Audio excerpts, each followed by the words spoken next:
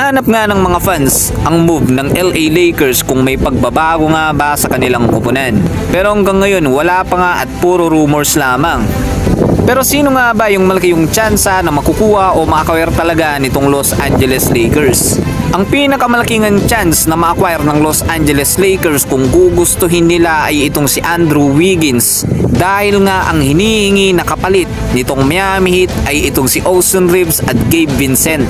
At kung maibibigay ngayon nitong Los Angeles Lakers yung hinihingi ng Miami Heat, si Austin Reeves nga ay nagtatala ng almost 20 points per game last season. At maganda din naman itong inaambag nitong si Gabe Vincent dito sa LA. At halos wala namang pinagkalayo yung stats nitong si Andrew Wiggins dito kay Austin Reeves.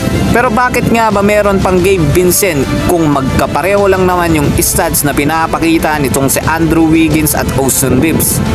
Dahil itong sa Andrew Wiggins nga ay maganda yung pinapakitang depensa at wala nun itong si Austin Reeves. Kaya nga isinama itong si Gabe Vincent na hinihingi nila para nang sa ganun yung Andrew Wiggins ay para na ding dalawa, scorer at defender.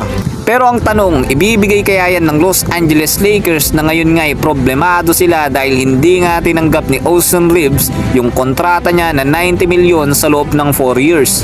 At ngayon papasok siya sa free agent.